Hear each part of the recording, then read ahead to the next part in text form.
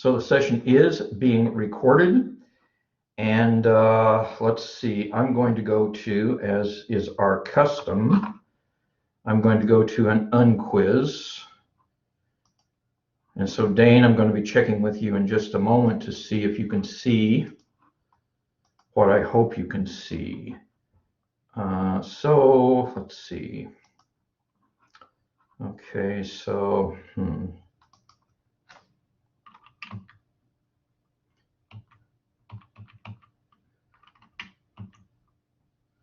Okay, so Dane, I hope you can see a PowerPoint slide. Yeah, we can see it. Excellent. Okay, so spend 10 minutes doing this. And again, the unquizzes are not threatening. You grade it yourself. But this is a good test to see, are you caught up?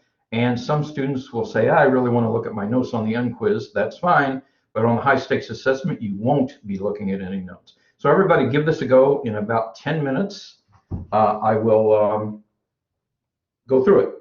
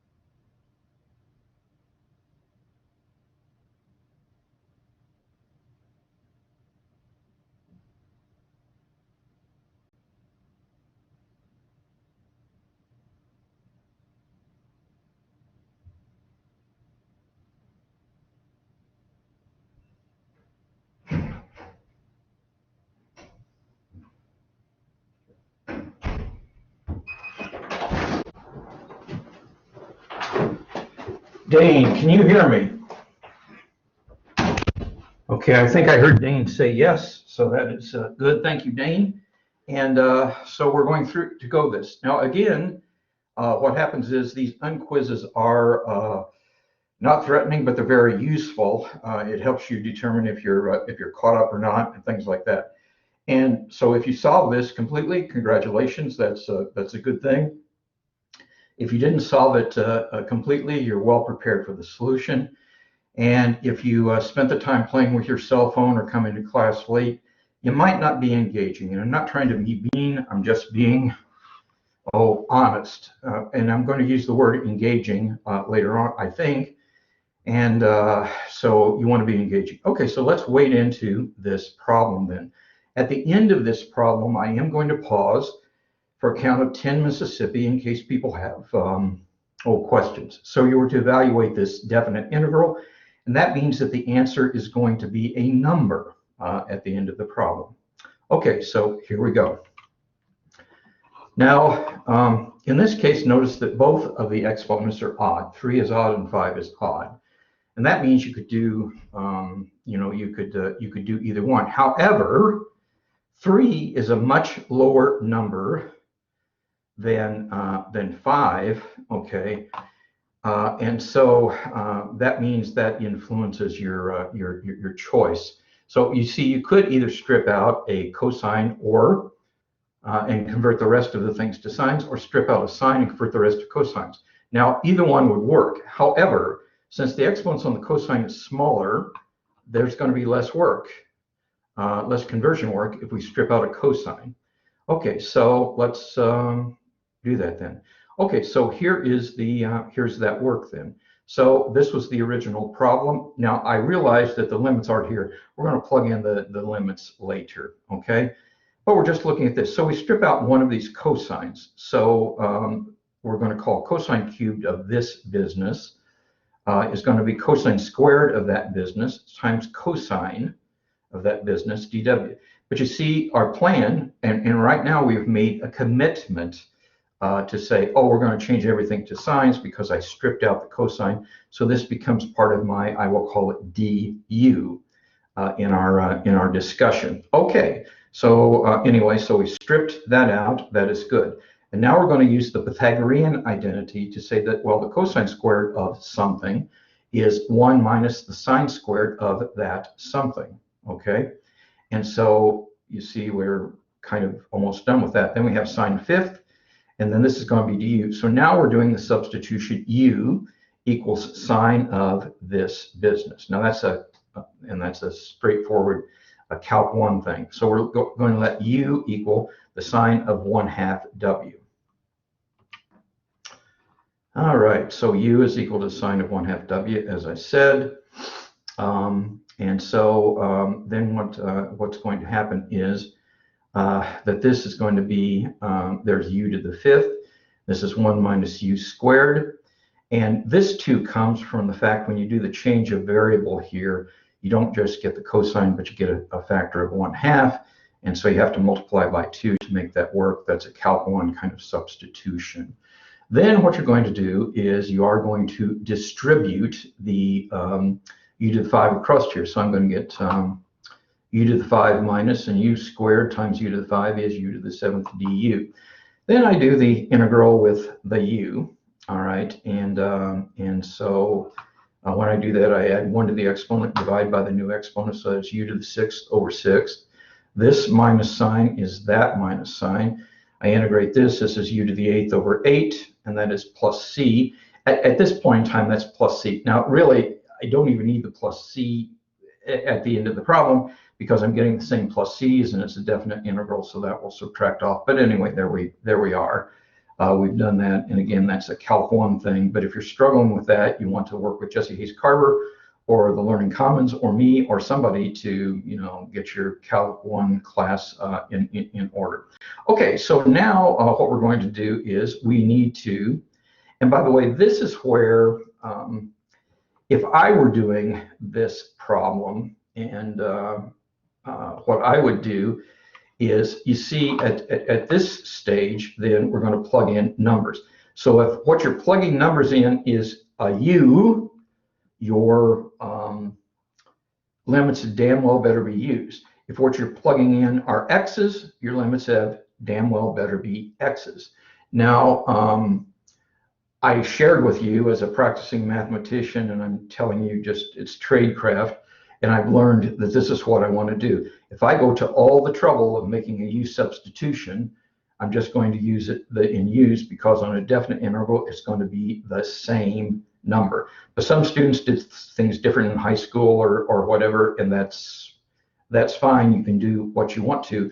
But the caution that I would give you is students must be mindful of their limits. In fact, it's not just students, anybody must be mindful of their limits when they're doing a definite integral. Okay, so now what we're doing is we're and here in this note, we're substituting back for a u. I'm going to tell you that I would personally never do this just because I've learned it's a lot more efficient for me. But basically, you're saying, oh, I want to be barefoot. So you say, oh, I will put my shoes on, and then I will take my shoes off to become barefoot. Well, you were barefoot to start with. Anyway, so we're back substituting then. You see u was sine of 1/2 w, so u is sine of 1/2 w, so I put all of these things in. And now we have to substitute the limits. The top limit was 2 pi, the bottom limit was pi. Both of these are things that you know without a calculator, so this actually would have been a good problem for a test or something like that. There is some calculation you're substituting in here. And so when you put 2 pi, the sine of pi is 0. Let's see, the sine of pi, but the other one's going to be, when you put pi in, that is going to be pi over 2. And the sine of pi over 2 is 1. So if you do all of this calculation, what you're going to get for this problem is minus 1 over 12. And you might be saying, oh, I thought integrals were areas. Well, they sort of are, but this one is the net of this. If you look at the graph, there's more things underneath the w-axis than above the w-axis, so you end up getting a negative. So it is minus 1/12. Okay, now what I'm going to do is I'm going to pause for a count of 10 Mississippi. And Dane, you can still hear me, yes? Yeah, and there was also a question in the chat that said, will points be taken off if we do not place the plus c for this kind of problem? Well, okay, and I will answer. And Dane, thank you. You're doing a wonderful job. And please understand, I really do appreciate this because this is suboptimal. I really wish we all were in a classroom. And I do want to answer that question. And so I have to go back a little bit. You see, this is a definite integral. So the answer is going to be a number. And even though in that solution I talked about putting a c there, I also kind of said you don't have to put the c there because whatever you take as an antiderivative here, it's the same c as the top and bottom. And so in a definite integral, you could forget about the c, okay? Now that's on this problem. But now I think the question was more broad. And suppose the question was not, and I'm wiggling my cursor, I think you can see it. Suppose the problem was just this, without being a definite integral. If you left the plus c off, I would take off a point. Okay, now, if you got everything else right, but by the way, when you write that, you would have to write this as the answer. If you left off the plus c, you would not get full credit because this is a family of functions. But it would not be an F on the problem. If you left off the plus c, it would be like a -1, because actually that c is important for a lot of reasons. Well, we talked about this in Calc 1, and I do this in differential equations, and actually we'll do it some here too. Sometimes you can figure out what the c is. So plus c is important. On a problem, if it was worth, I'm just making this up, but if it was worth 10 points, but you got everything right except you forgot the plus c, and if the problem were this, which it's not, I would take off 1 point. So I hope I answered that question. And the question really says, on this problem, well, on this problem, you didn't have to do the plus c at all, but I tried to answer a broader question. Okay, and anytime, and Dane, thank you again for picking up that in the I don't know, in the chat or whatever. Okay, so now I restart my count in case there's other questions. And again, if your technology is compromised, you can, do chat things. But I would prefer if your technology is robust enough for you to, go on mic and ask a verbal question, that would be my preference. So I'm starting my count of 10 Mississippi over again. Could you please go back to the previous slide?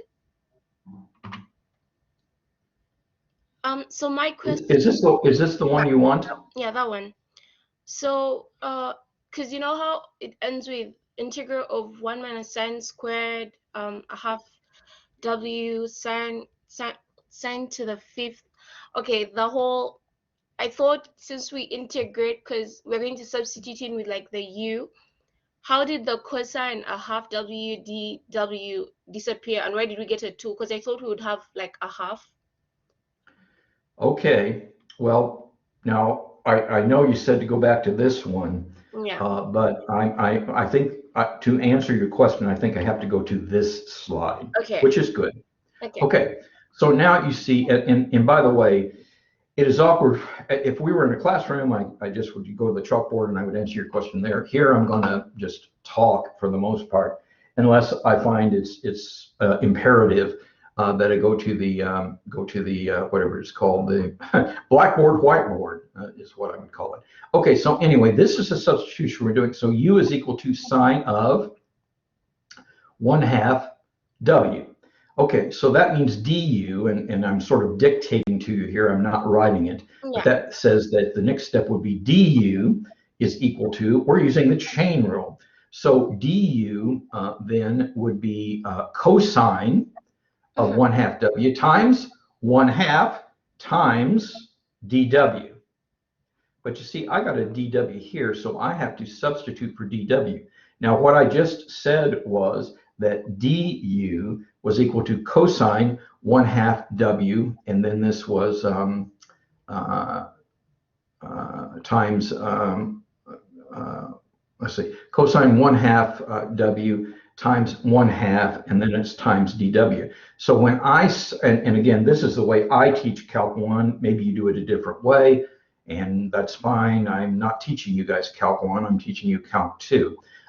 But what happens is, you see, I got a dw here. So if I solve that thing that I just said for dw, I got to have a 2 du on this side. And so you see, here is the 2 du, and also dw has a cosine in it too, and it's cosine of 1/2 w. So you see the cosines cancel out when I do this change of variable. So it's really gone. And so this becomes u to the 5, because that is exactly what I have. And the odd cosine that I stripped out, actually I stripped it out to make it into du. And here I changed the cosine squared, which remains here, into 1 minus sine squared 1/2 w. Now I am going to pause. I mean, I do want to answer your question, but I'm hoping perhaps I did answer your question. Yes, you have, because I've just realized that the 2 went towards the dw.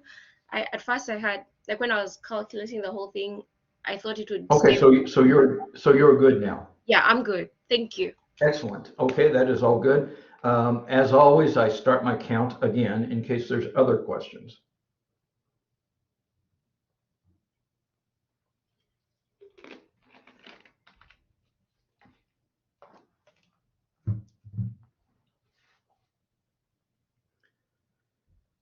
Okay, I hit 10 Mississippi, and again, your questions are always welcome. But I'm moving on because we have to move on. Okay, so let's see, I talked about all of this. Okay, so now we're, I don't know, beginning another part of the class, I suppose. And I'm starting with a little bit of cockpit commentary, but at the end of this slide, I will pause for questions, because on that earlier slide, I was really just saying, you got questions on this this unquiz, and we sort of did that, but this is a more general asking. Oh, so are there questions sitting out there? But let me do a little bit of cockpit commentary to start with. Let's see. First of all, I am going to be doing our standard protocol. We're going to work for an hour and 15 minutes or something, and 75 minutes is what that adds up to. And so around 9:15, now I decide when it will happen, but it's around 9:15 we'll be taking a break. So as you're planning a life, you can say, oh, okay, I know there'll be a break around 9:15. That is our plan. We'll break for 10 minutes, and then we'll come back and we'll do another 50 minutes. And if you add those things up, you get the 125 minutes of quality instruction that you paid for. So that's how we're going to be doing it today. Now, I did get a question from a student, and I will tell you a couple of things. A lot of times I will get questions from all kinds of students who are asking kind of the same thing, or at least as I read their email, it's kind of the same thing. So sometimes I will send out a broad announcement answering their questions. Other times, instead of writing 20 emails, I do one email. The other thing that sometimes happens is, and that's what's happening right now, I say, oh, I should be seeing this student in class today, so I'm answering their question in class live. And I'm paraphrasing the question, but the student was saying, gee, are the slides being posted? Well, the answer is the slides are being posted, but what I started doing this summer, because I'm teaching 2 sister classes, and there's a lot of reasons that I'm doing that, what I do is I clean up this, or this is my plan. And again, I've told you God laughs at my plans often, but my plan is to, at the end of the week, I will summarize things, and I'll come up with and I did this the first week. So the first week I posted sort of summary slides from the week. And again, I threw out some things where there were typos, and I tightened it up a little bit, but I put it there. And I also posted the VCMs, the VCM lectures. I posted those on YouTube. Now this is my plan, is to do that, like maybe on Fridays or something like that, and sort of the week in review. And by the way, this is actually good for you, because you see, I come in here with, in fact, the title of this slide, or this lecture here, is called Talking Points. I never know what's really going to happen 6/22. I've got a good idea, and I have a plan, but am I going to use all these slides and I'm going to do all this? No, probably not. So if I post this, there's stuff that's not in the video, and that would be confusing. So what I do is I at the end of the week, I say, okay, so what I'm going to do is I'll post a summary set of slides for the students to use. And the student, and the VCMs also are available as soon as they're rendered on Blackboard, although I sometimes put them on YouTube for reasons that I won't go into right now, but I also do that as well. So anyway, my plan is to, yes, I plan to post the slides, but not probably every day, and not for every class, because actually I'm telling you more of the inside baseball here. But you see, the VCM02 does not always land in the same place that the VCM04 does. Now, at the end of the week, I hope you're pretty much together, so it will make sense to post one set of slides to both. But I would be posting different sets of slides to different classes and things like that. And that's not the way I'm doing things this term. Okay, so anyway, to answer this question, yes, I am going to post some slides, or that's my plan anyway, but I'm going to do it at the end of the week, and it's going to be kind of a summary thing, so that will be good for you. And by the way, I think it's important for students to understand that's not going to happen in week 8. So trying to have the very best thing is for you to come to the VCMs, listen to the lectures, maybe take notes, and then when you watch the video, if you watch the video, you can fill in notes and things like that. So anyway, that's the answer to that question that more than one student asked. Okay, all right, so more cockpit commentary. We're on course and on schedule, and I think pretty much we're at cruising altitude and speed. And I am going to go to the plan chart. I know I showed you this yesterday, but this 20th was Monday, 21 was Tuesday. This is 22, and we're we're where we want to be. In fact, we might even be a little bit ahead. Don't worry about that. I know how to deal with that. And again, there are things that you ought to be doing, and we're kind of in this range here. I think actually we're somewhere in H3. And so there's practice problems that you can do here, and we are using the book. Okay, and then this is just really advice, because I've taught these things in the summer, and I've taught this course a lot of times in the summer, and I've taught a lot of math and things like that. And I just know that I encourage everybody to engage immediately and stay engaged, because you won't pull an all-nighter the night before the midterm and be caught up. And Jesse Hayes Carver is, I admire him. He is a fine mathematician. And if you haven't checked out his GSG, I'll encourage you to think about doing that.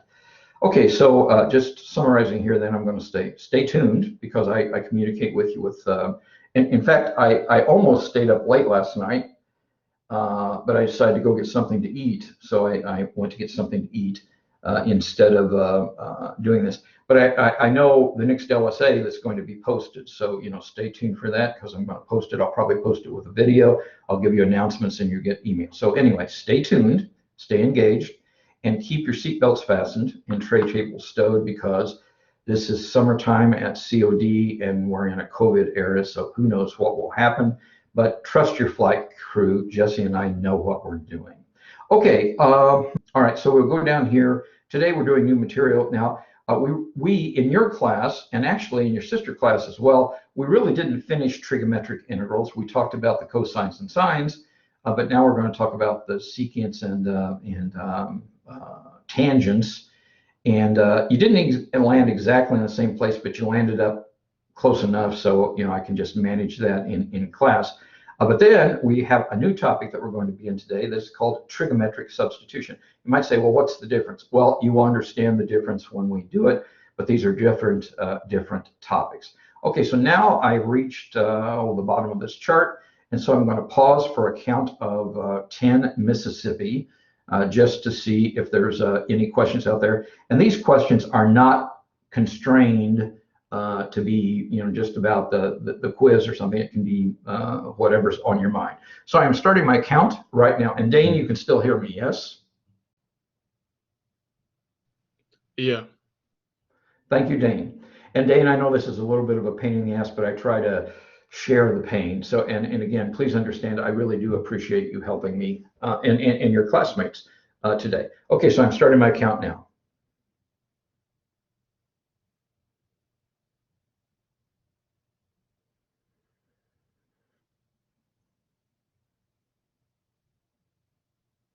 Okay, well, your questions, of course, are always welcome. And so please know that. But we're moving on, because I hit 10 Mississippi, and so people apparently didn't have questions at this juncture. And I already talked about that, so we don't need that. Okay, now this, actually, I worked this problem with your sister class. I may have worked it part with you, but for you guys, this is where I'm going to start today. This was the problem that I posted for you last time, and I asked you to work on it. And I think I even said we were just going to see if there's if there were any questions on this. But this is where I'm choosing to engage. Okay, so you see here you got a cosine to the fourth, and there is a sine of x here, but the sine of x is raised to the 0 power. So 0 is a even number, and so is this. So you do something different here. You can't strip out a sine or a cosine. And so what we're doing,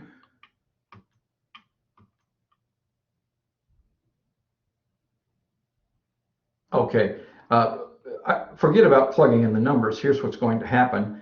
We're going to use, oh, here I did it. Okay.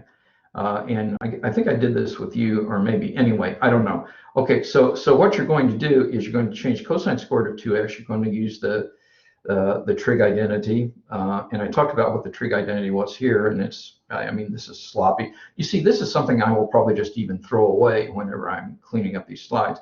But we're using the trig identity that's the cosine squared of theta is 1 plus cosine of 2 theta over 2.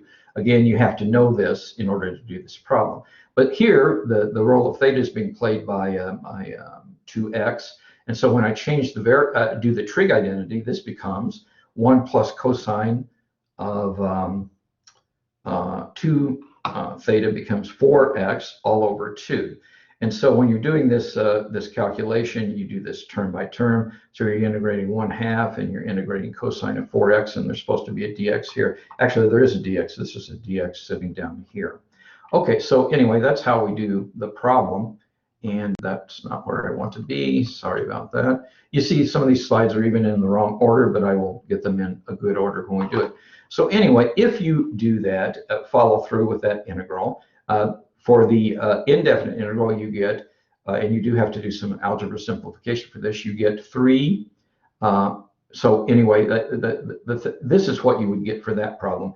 You would have 3x over 8 plus sine 2x over 4 plus sine 4x over 32. And then there would be a plus c because the problem I was asking you was an indefinite integral. So you would want to have the plus c there.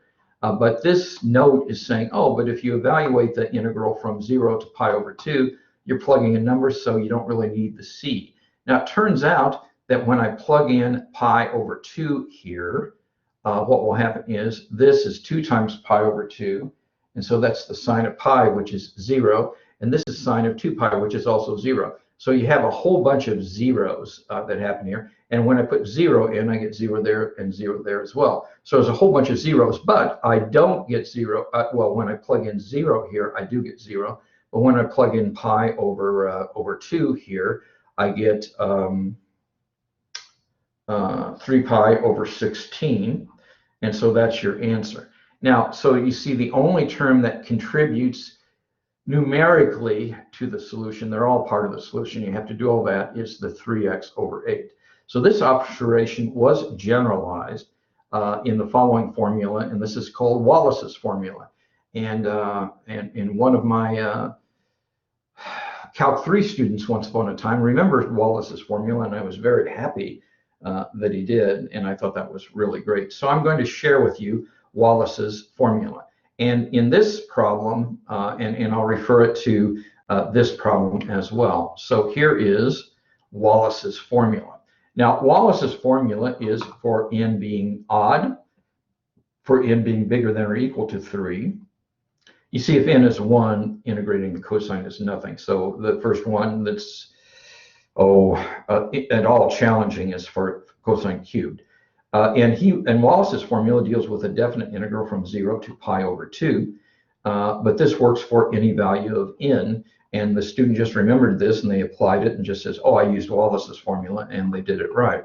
Now, in our problem, n was, n was even, so this doesn't apply, but it's going to be 2 over 3 times 4 over 5 times 6 over 7. Now, the general form here is n minus 1 over n. So you see, it's just a product of all of those numbers. Now, this one actually did apply because we are integrating from 0 to pi over 2. That's the only thing Wallace's formula is used for. And this is n bigger than or equal to 2. Well, we had n equaling 4. Okay, so n was 4. We were integrating cosine to the 4th. In the note, we were integrating cosine to the 4th. And so that means n is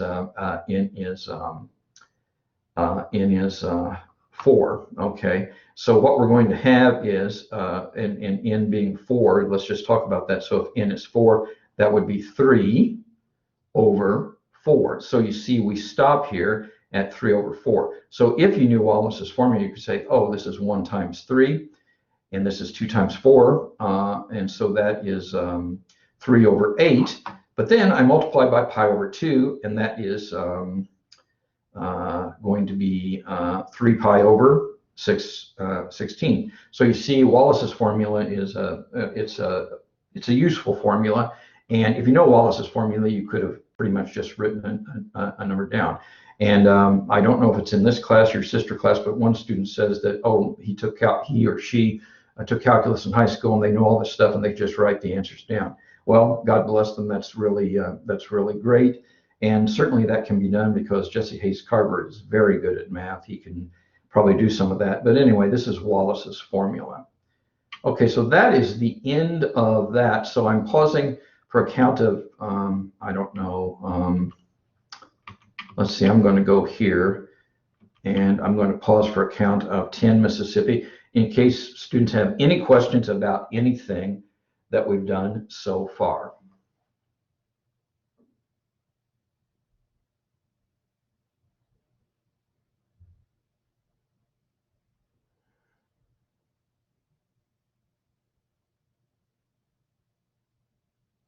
Okay, your questions, of course, are all welcome, but no one had any questions, so that's good. I do know what time it is. We're doing just fine.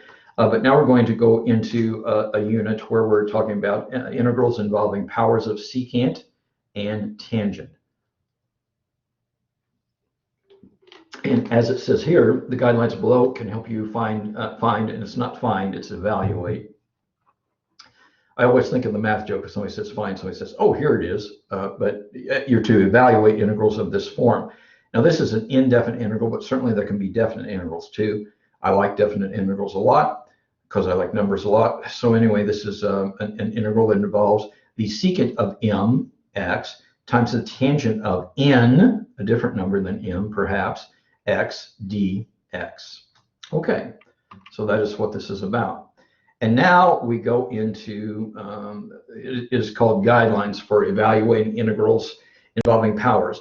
Now, and I always do the analogy, and I know you're hearing me say it again, but it is good to read, if you wanted to play the game of golf, it's fine to read a book about the game of golf.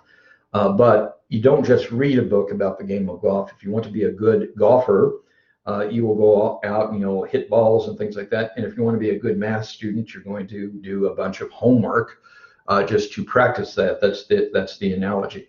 But here is kind of what's going on. And here we're leveraging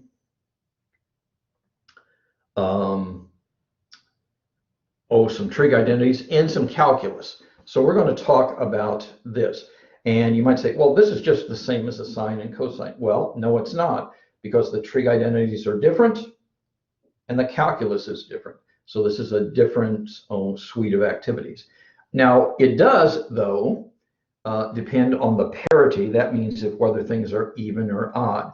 So I'm going to look at, we're going to be looking at different possibilities here. I am going to talk through this, but I'm not going to dwell on this because I think we're better served by doing examples. Okay.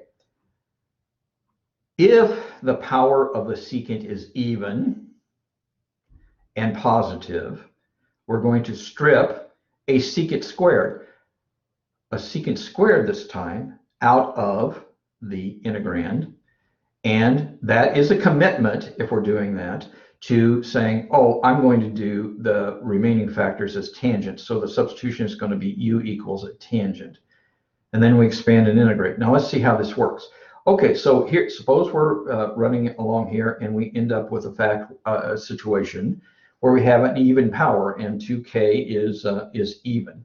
So what I'm going to do is I'm going to strip out a secant squared from here. Now, when you strip out a secant squared, you have secant squared not raised to the 2k, you're raising it to the k minus 1, and you stripped the secant squared out over here.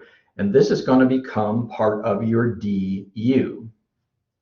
And here we're remembering from calculus 1 that, oh, the derivative of the tangent of x is the secant squared of x. So you see, this is, whenever you do this, you're saying, I'm making a commitment at this instant that I'm going to change everything to tangents.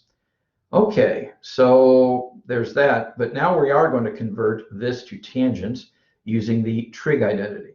Now, it is important for students to realize that the trig identity that's relevant here, and this is not going to be in any grace notes or anything. This is, you got to know this. to do these kind of problems. This is the trig identity is that the secant squared of x is 1 plus the tangent squared of x. Now notice here, this is still being raised to a power.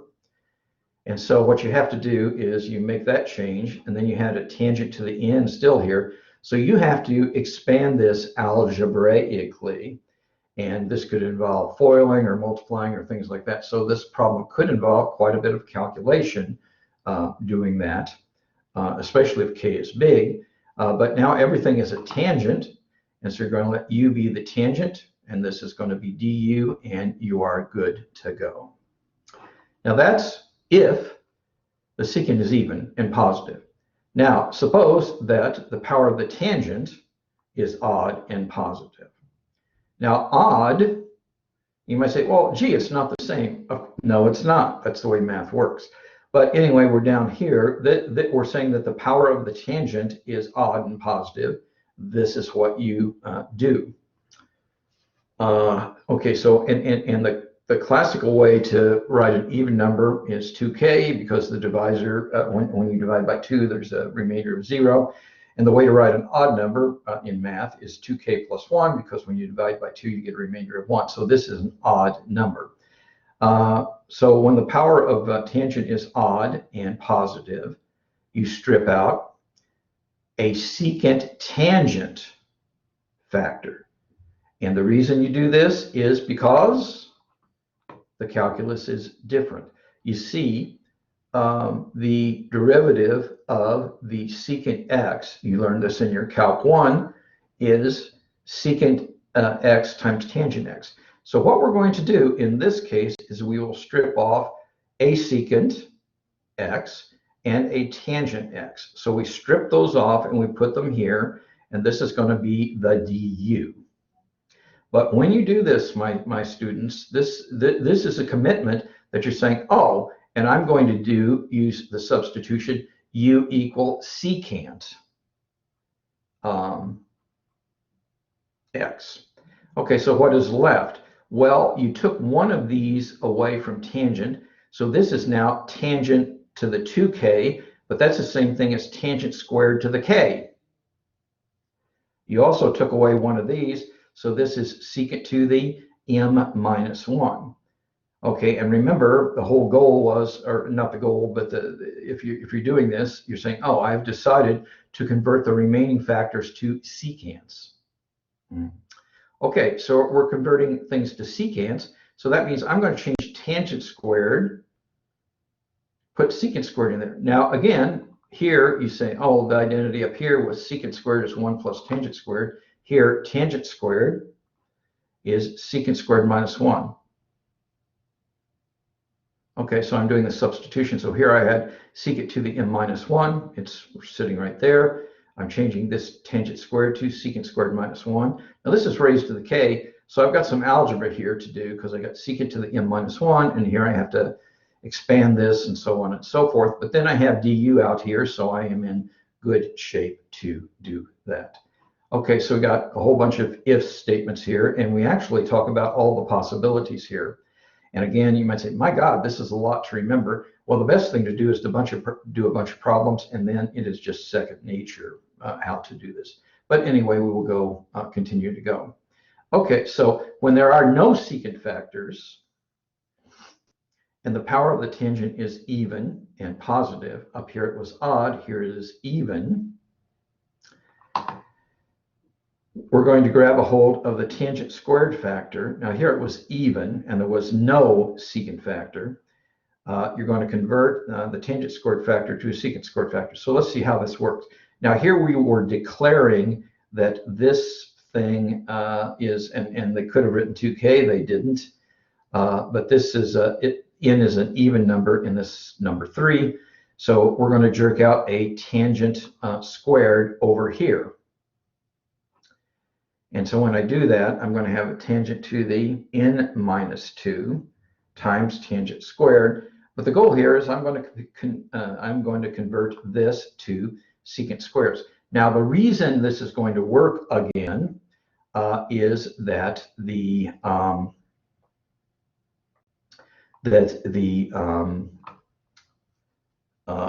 derivative of the tangent is going to involve this is secant squared dx.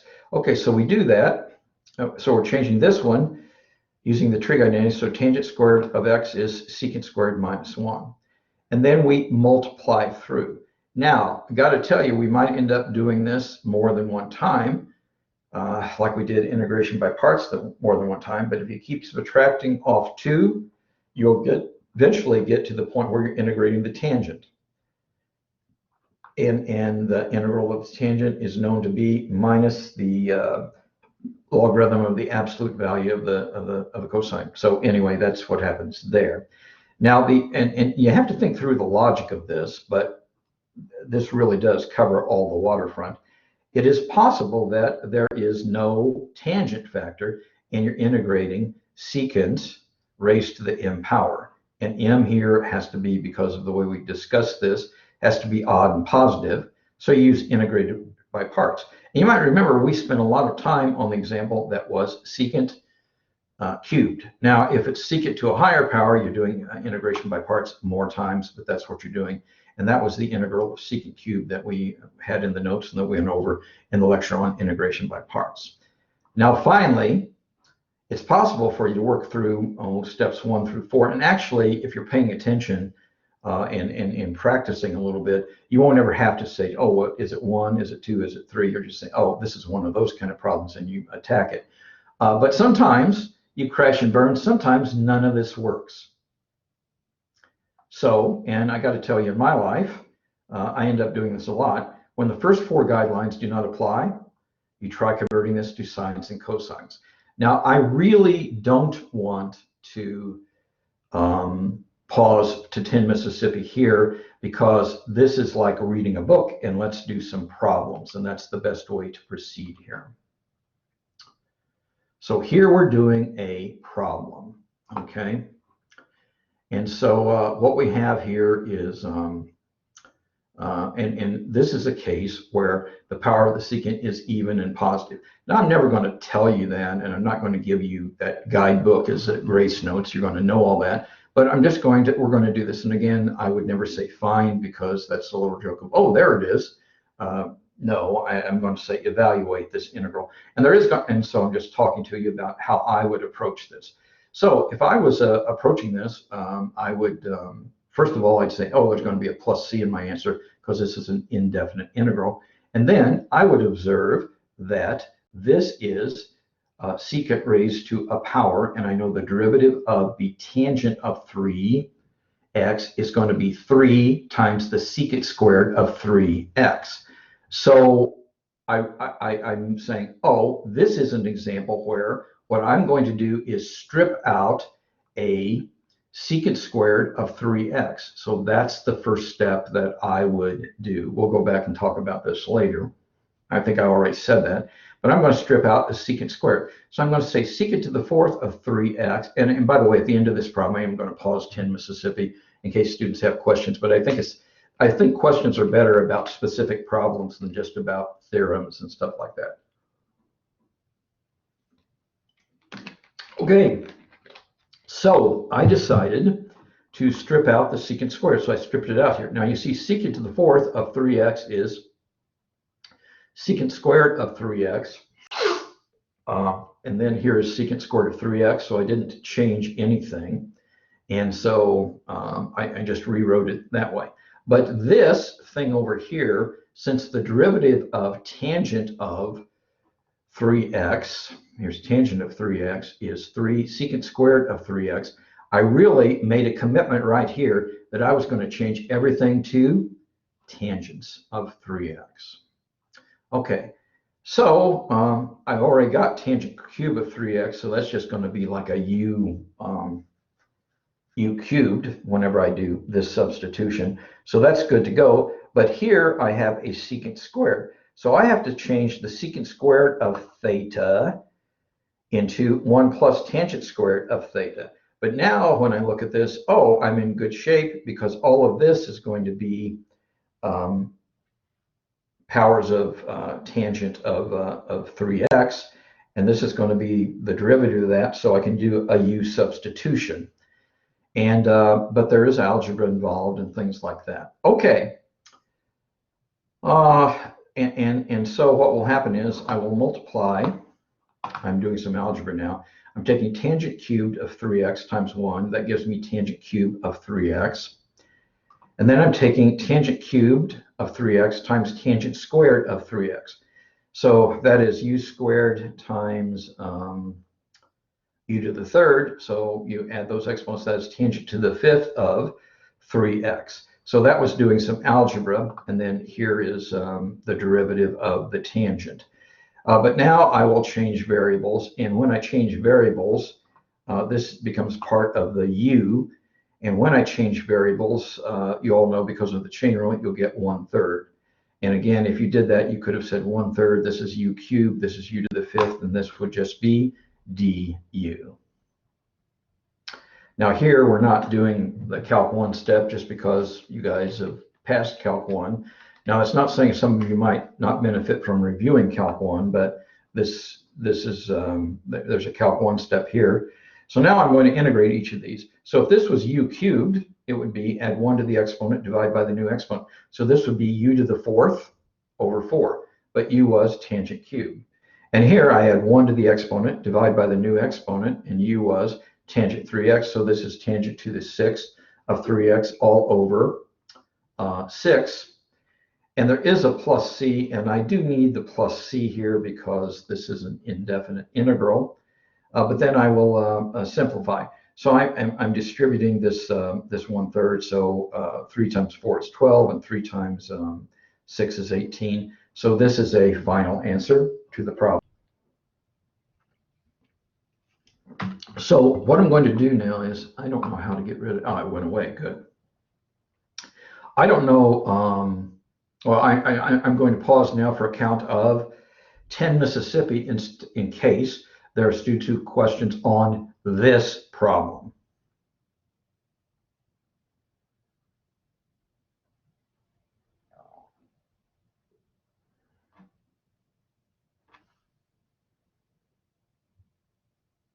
Okay, so either people are bewildered, which I hope not, or I did a good job explaining that and everybody's caught up, and so it's all good. And your questions, of course, are always welcome, but I hit 10 Mississippi, so I am moving on. Now here is another problem, and let me talk a little bit about it, and then we will jump in and do this problem. Now, first of all, this is a definite integral, so at the end of the problem, your answer is going to be a number, not a family of functions. There is no plus c in the answer of this one because it's a definite integral. But we're integrating tangent to the fourth dx. Now, the way these notes are, first we do it as a indefinite integral, and then we plug numbers in, and that's fine. But you know, at the end of the day, there's not going to be a plus c in your answer. Okay, and again, I'm also going to notice that there is no secant here, but I'm also going to notice that the tangent is raised to an even power. So that's kind of an analysis, you know, just as a practicing mathematician, I look at this and I say, oh yeah, I see what I'm going to do here. Okay, so this is going to be one of those guideline things. So here we go with the solution then. Because there are no secant factors, you begin by converting a tangent squared factor to a secant squared factor. Okay. So I rewrite tangent to the fourth x. I strip out a tangent squared, and I call this tangent squared dx. Now you see tangent squared times tangent squared is tangent to the fourth, so I didn't do anything. But I'm fixing this so I can do this problem. Now when I do this, I have immediately made a commitment that eventually I'm going to be putting u equal to tangent theta. Now let's talk about how this works then. So then I'm going to use my trig identity, and by the way, there's this is these notes are not well. And by the way, I'm never going to write a book, and not because I'm not good enough to write a book, but it is too much work to write a book. This is really crappy math right here. In fact, I'm going to call this, I'm not going to call this, I don't know what to call it. I'll call it something. And this is a note. You see, this is something I'm going to clean up whenever I go and do this. I have to find the thing I want to insert here. And I want the arrow going the other way.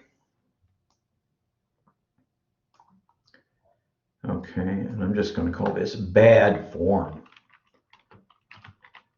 And that means whenever I clean up these notes, I'll say, oh, bad form, let me fix that somehow. Now, the reason this is bad form, and by the way, I'm not being critical of the authors. My God, I'm glad people write books and things like that so students can learn. But you see, that actually is bad form. And Dane, I need to check with you. Are you still seeing a PowerPoint slide? Yeah. Good, thank you. Okay, this is bad form, and you might say, why is it bad form? Well, look, here you're saying this integral is equal to that integral. That's fine. But then they say this integral is equal to this. No, it's not. They're just talking about some trig identity. And I think when I fix this bad form, the thing I'm going to do is erase that equal sign. But that equal sign should never be there. They might just say, oh, remember the trig identity. In fact, I think the way I'll fix this, I'll say, hey, remember the trig identity, and I'm going to erase the equal sign and do that. But this is bad form, but they're just reminding me about the trig identity. But it's not this thing is equal to that. It's not. And in fact, the dx shouldn't be there if it's a trig identity. So, or maybe the better thing for them to have done is to put the integral there. I'll figure out how I fix this, but this is bad form the way it's written. Either you need the integral sign, and I beat that to death. But students get in trouble when they start writing equal signs when they're not equal. So that's bad form. But anyway, just pretend that there was an equal, that there was an integral sign here. So now what you're going to do is you're going to distribute the tangent square root of x. So this is going to be tangent square root of x times secant square root of x. Now you see, this is going to be a nice thing to integrate because this you're going to let u be the tangent, and that'll work out just fine. But now you're going to say minus. And now what you're doing is you're integrating. This is the tangent squared times 1. This minus sign is that minus what sign, and this is the tangent minus the tangent squared dx. Okay, so we're still working, but now you see we're in a place where g, we can evaluate this first integral effectively. So we're going to let u equal the tangent of x, and du then will be equal to the secant squared of x dx. So then I really have u squared du. So I'm going to add 1 to the exponent. So it's going to be u cubed divided by 3. Now the reason they're skipping that calc 1 step is because this is calc 2, but this is u cubed over 3. So what we've done is we've evaluated that integral, but we haven't done this one yet. You might say, well, what's going on here? How do I do tangent squared? Well, you have to use the trig identity yet again. So you're going to say, well, but the tangent squared is known to be the secant squared minus 1. Now you do want to be mindful of your SIGNs here and things like that. So you do have a minus times all of this business. But you see, now I can do this problem because I know how to integrate the secant squared. You see, the derivative of the tangent x is the secant squared x. So the indefinite integral of the secant squared is the tangent of x. Now this minus sign is that minus sign. And if I integrate the first term, I have the integral of the secant squared, which is the tangent. So that's where this minus tangent of x comes from. Now a student should realize what I have is a minus 1. That's going to become a plus 1. But I'm still integrating a plus 1. So you're integrating 1 dx. Okay, so 1 is x to the 0. I add 1 to the exponent and divide by the new exponent. That's going to be x. And if this were an indefinite integral, I would put plus c. But this isn't an indefinite integral, so I could take c to be 0 here because I'm going to be plugging numbers in to get this, this problem finished. Okay, so now we're evaluating the integral. Now this is what we had, and we're taking c to be 0 because you see, if you took the c to be something on the top, you use the same c on the bottom, you might as well let c be 0, and we're plugging things in. Now note again, on this problem, you can do this problem without calculators because you know your special triangles. This is a pi over 4, pi over 4, pi over 2 triangle, and this is just 0. You know all this stuff from your trig, so you can plug this in. And we also know that the tangent of pi over 4 is 1 from our special triangles. So when we plug in pi over 4, and the tangent of 0 is 0. And in fact, when we plug in 0 here for the bottom limit, all these things are 0. Actually, I lied. Let's see, I lied somewhere. No, actually, I didn't lie. Okay, but anyway, all these things are 0 when you plug in 0. But when you plug in pi over 4, we'll get tangent is 1, so that becomes 1/3. Tangent of pi over 4 becomes 1, so that's 1/3 minus 1. And then here, when you plug in x to be pi over 4 at the top, you get pi over 4, it's 0 at the bottom. So this is your final answer. Now, actually, if I were doing this problem, I would combine these two numbers, because 1/3 minus 1 is actually negative 2/3. So I would write this answer as pi over 4 minus 2/3. And that's the end of the problem. But I do expect you to do an exact thing. You're not doing an engineering thing because you don't have the calculators to do this anyway. And I know what pi over 4 is. I actually know what 2/3 is. So I'm in good shape to evaluate your answer. Okay, now I'm going to pause right now and count to 10 Mississippi in case there are students who have questions on this example that we've just done.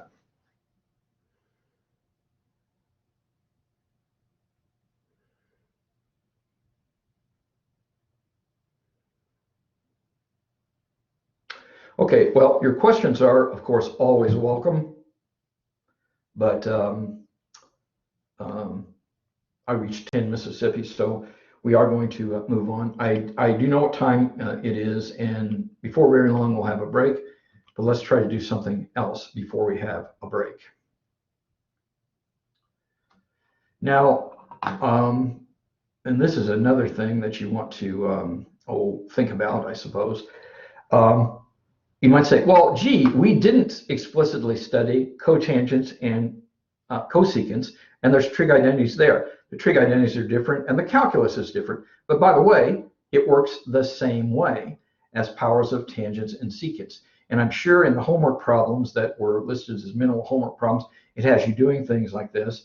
And I haven't thought about tomorrow very much because I'm thinking about today, but I might give you a, what do we want to call it? An unquiz tomorrow with this. So you want to look into this and think about that.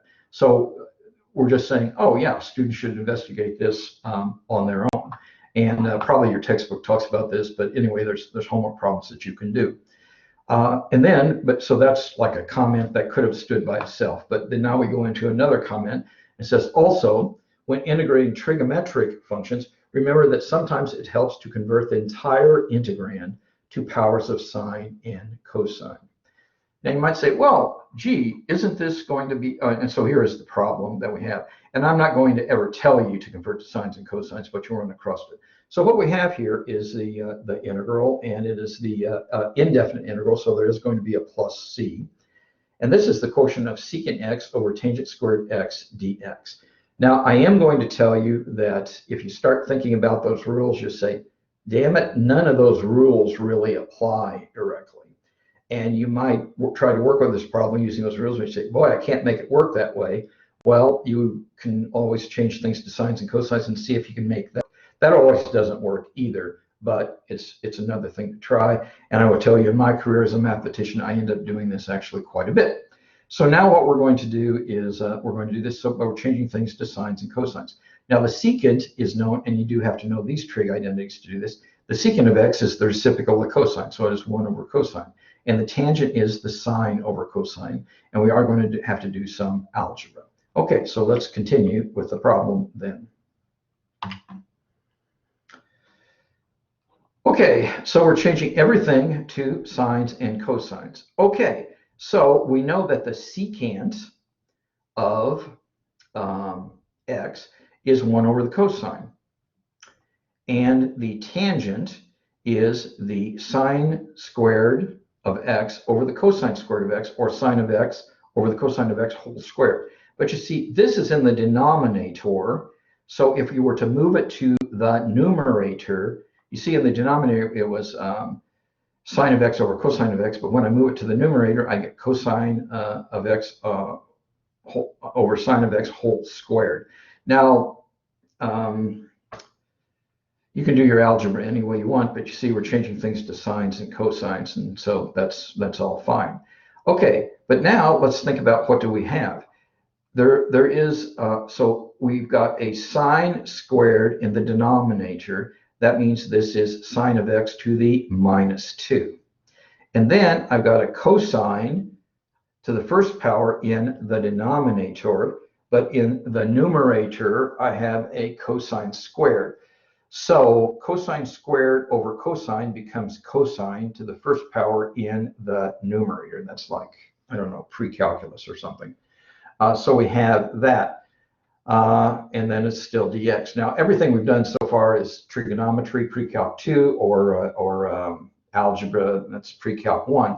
But now you see we're in really good shape to do this problem because of actually last lecture, because we say, oh, the derivative of the sine is the cosine of x dx. So if I let u equal the sine of x, this is going to be du. So I could call this being u to the minus 2 du. Now the reason they don't write all that is because this is calculus 2, not calculus 1. But you want to understand calculus 1 to do problems like this. So I have u to the minus 2 du. So what I do is add 1 to the exponent. This is u to the minus 1, and I divide by the new exponent. And so this is minus 1. So this is minus u to the minus 1 plus c. And 1 over the sine is also known as the cosecant. I actually would probably count either one of these answers right, although this answer is a little bit cleaner. And to tell you the truth, I don't like this problem so much because I like to plug in numbers. And so you'd be plugging in numbers and you'll get the same thing here as well. Okay, so that's the end of this problem, I guess. It was negative cosecant of x plus c. I'm going to count to 10 Mississippi in case there's questions. And by the way, if I get questions, now by the way, I am not disturbing questions. I am going to give you your full break in things like that. So if you got questions, I'm going to encourage you to ask the questions right now. Okay, so I'm counting to 10 Mississippi, and I'm fielding questions on this. And please do not say, oh, I don't want my classmates to be mad at me if I ask a question now. No, ask a question now because I'm planning on moving on to something else after the break. Okay, so I'm counting to 10 Mississippi on this example. So if on a test we had this problem, and what if you answered negative 1 over sine x? Would you need to simplify it further to negative cosecant? No, but okay, now, and I'm taking you exactly what you said. If you answered this problem and it was posed exactly this way, negative 1 over sine x, I would take off some points because you didn't write the plus c. Now, that doesn't mean it's an F on the problem, and actually, I would give you most of the points on this problem. It would, and please don't hold me to this because I haven't read your test, and I don't know. But you know, I would say, oh, -1 or -2 if it's a 10-point problem. So you get the lion's share of the credit, but you would not be full credit because the problem as posed has to have a plus c, and you didn't say plus c. And I know you might be saying, well, I meant to have a plus c there, but I'm just talking. I'm trying to answer your question. Okay, thank you. Okay, so I'm starting my count again.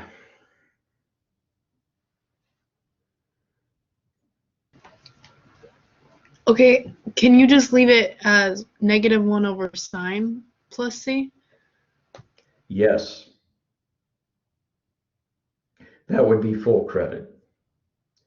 And I'm starting my count again.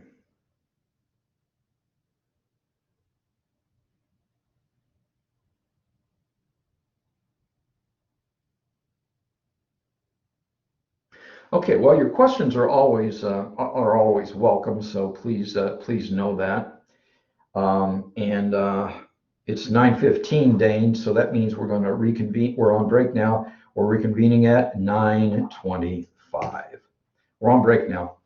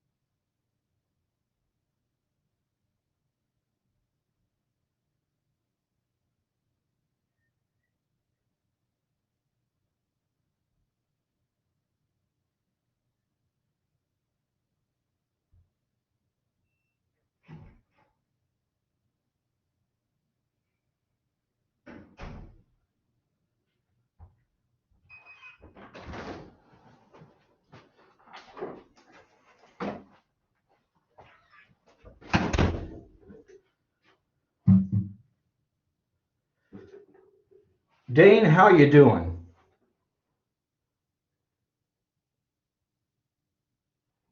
Good.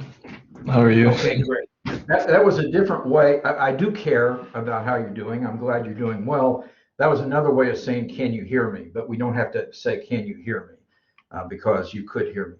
Okay, my Fitbit says it's 9:25, so we're going to go on. And while we've got another thing that we're going to do here, and this is, think about this as another unit, and you might say, oh my gosh, there's more trig identities, and the answer is yes, there are. So anyway, but this is how do you deal with integrals that involve sine and cosine products? You might say, I thought we already did this. Not exactly. What we did before was we were talking about powers of sine and powers of cosine. You might say, well, this is powers because sine is raised to the power 1 and cosine is raised to the power 1. But there's different identities involved if it's 1, because you see the fundamental identity that we were leveraging before was that the sine squared of u plus the cosine squared of u is equal to 1 when that is u. So one difference here is going to be the exponents are 1, so I don't have that trig identity anymore. And the other thing that's happening is we're going to let the argument of the sine and the argument of the cosine potentially be different. Okay, so this is a different kettle of fish. Okay, so integrals involving the products of sines and cosines of two angles occur in many applications. And I got to tell you, in one thing that I've tried to study seriously, Fourier analysis, this happens a lot, what happens. But anyway, you can evaluate these integrals using integration by parts. However, you may find it simpler to use the following. And these are called, when you studied your trigonometry, your pre-calculus 2 at the College of DuPage, these were called product to sum formulas. Okay, now these were derived in your trig class and things like that, but I'm going to just read them here, and then we're going to talk about an example applying these. And in fact, one thing that's occurring to me is I'm thinking of an LSA I could ask you about this. And also I have another LSA that's out there, so I probably shouldn't be rambling about LSAs. Anyway, these are the trig identities. These are called the product to sum formulas. And the reason they're called product to sum is over here I have a product of sine m like mother x times sine nx, and this is n like Nancy. So mother Nancy might not be the mother. So that's a product, but over here I have a sum. Okay, and over here I have, this time it is sine mx, m like mother, times cosine nx, n like Nancy. So this is a different product than this one, but again you see, oh, I can get a sine. A sum rather of sines. And then you also have, and this is all the possibilities that you have when you have sines and cosines and mothers and Nancys, you're taking the cosine of mx, that is the cosine of mother x, times the cosine of Nancy x. So m and n can be the same, or they could be different. Now what you get on the other side then is, in the first line, you will get 1/2, this is cosine m minus n, whole times x, minus cosine m plus n times x. Now the point is, g, m and m are going to be numbers, so this actually becomes really easy to integrate when you do this trig identity. Similarly, if it is the sine times the cosine here, it is 1/2, and it is a sine of, the coefficient here is m minus n whole times x, plus the sine of m plus n whole times x. Again, this is going to be very easy to integrate, and where you didn't know how to integrate this before. And last but not least, if you have cosine times cosine, but the arguments are different, this is going to be 1/2. This is cosine of m minus n plus the cosine of m plus n whole square. And you might say, well, gee, haven't I seen that one before? No, you didn't, because this one has a plus and this one up here has a minus. Okay, so these are called product to sum formulas. Let's do an example of that. Now, by the way, I'm never going to say on a test, use a product to sum formula to do this. I'm just going to say, oh, here, do this problem. And I won't say find the integral. I'll say evaluate. And I'm looking at this. This is an indefinite integral, so there ought to be a plus c to get full credit. Now, before we go to the next slide, because I probably didn't repeat these on that, this is this middle one right here. So make note of this middle identity, because that's the one we're going to use, because this is the sine mx times the cosine of nx. So it's this middle one. This is going to be 1/2 the sum of the sines. Okay, so here we go. All right, so we just used the trig identity. Okay, so this is going to be 1/2 times the sine. Now you see, if I take 5x minus 4x, I just get x. And if I take 5x plus 4x, I get 9x. So this is just direct. In fact, some students, even though you do have to remember something here, some students would say, hey, I really would like more of these problems because these are actually pretty easy.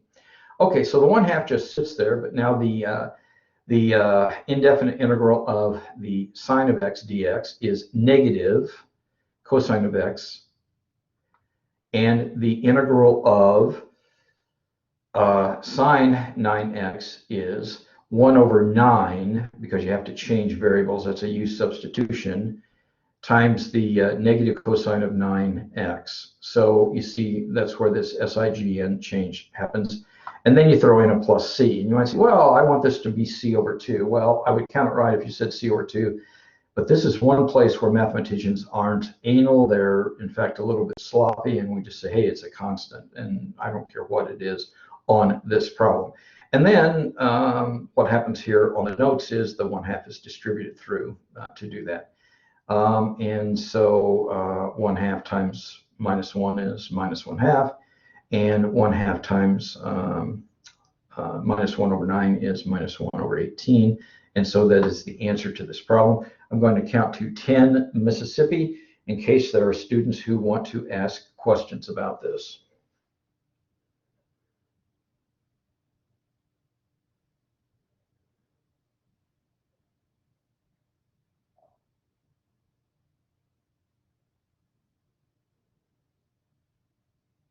Okay, your questions are always welcome, but I hit 10 Mississippi, so I think we'll move on.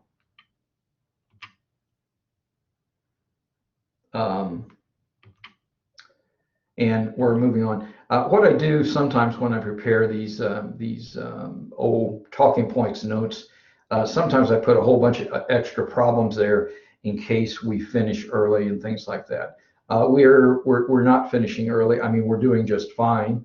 And we're going to work till, let me think about this. We started at 9:25 and we got 50 minutes, so we're going to move till 10:15, but we're going to work till 10:15. But I'm flying the plane, so we're not going to do these right now. We're going to move into the next topic. The next topic is called Trigonometric Substitutions.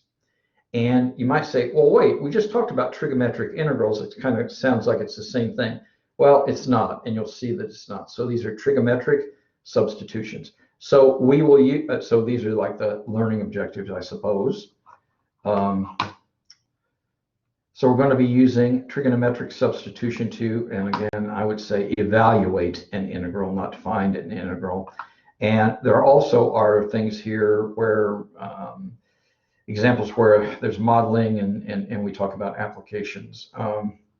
I don't know if I like talking about real life. There is real life, but math is real life too. But these are, I will almost say that if we get to these today, and again, I'm not worrying if we don't get to these today because there's tomorrow. And it's not that I'm worrying, but we're in good shape. Okay, we're on track and on schedule. I'm not worried right now at all. But anyway, these are engineering applications, which I think can be good too. Okay, so the topic is trig substitutions. Okay, here we go.